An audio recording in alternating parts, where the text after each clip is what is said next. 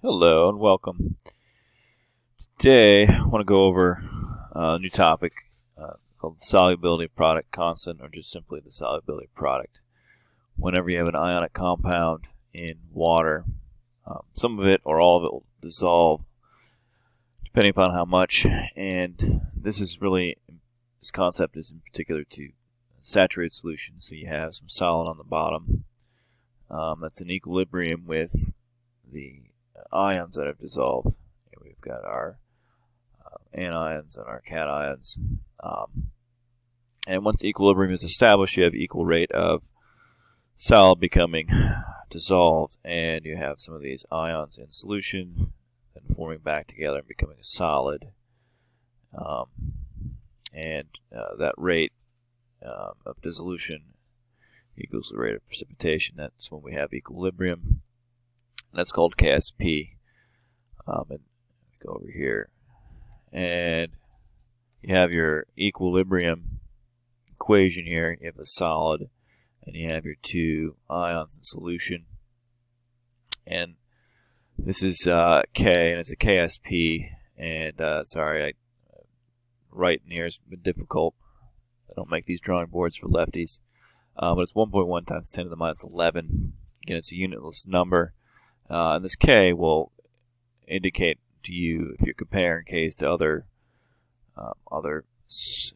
KSP or solids being dissolved, you can get an idea of which one have more in solution. You'll see some terms with this, like molar solubility is the big one. We'll get to in a second. But we can write the equilibrium expression, KSP, the same way we do with the other equilibrium expressions we've been doing.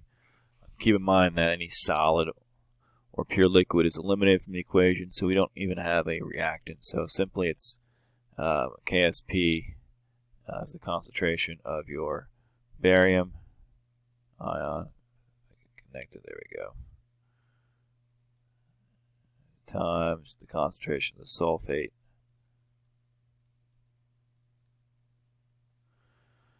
And if I wanted to do the molar solubility, right, how many moles per liter is dissolved, I just take my KSP, and this one actually, these are pretty simple.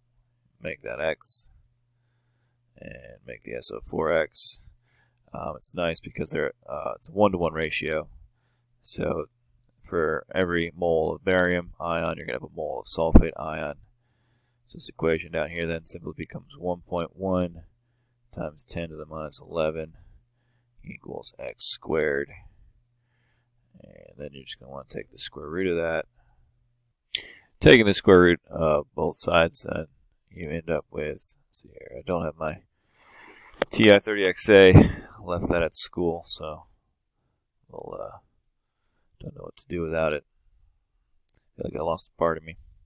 So x is going to equal here 3.32 times 10 to the minus 6. That's molarity. So this is your molar solubility. It's moles divided by liters. Oh, that's the first type of problem you'll see, the easiest kind. Now, if this were something different, let's say like magnesium hydroxide, OH, and this is a, 2 there. What you end up with is an imbalance, right? You have 2 plus and 2 OH minuses. I'm not putting the aqueous in there. It's a little difficult, but when you do this equilibrium expression, it's be a little bit different. You end up with magnesium 2 plus. Remember, you do these and you have OH minus squared. Actually, you don't have the 2 pluses inside the bracket, not outside the bracket. Then I'll end up being a cubed root, which isn't too bad. The final thing that I want to talk to you about today is the common ion effect. So anytime, again, it goes back to Le Chatelier's principle. If I were to add anything,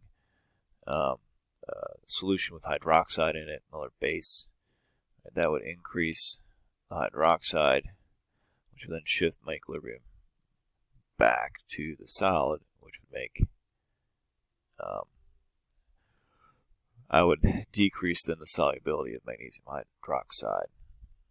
I would increase it. Again, you could just take OH out or magnesium out. That would increase your solubility. But again, increasing or decreasing one of these substances, if you have an ion in common, it will decrease the solubility of it. And I think that's it for now. Subscribe and like, and there's more to come. I know you can't wait.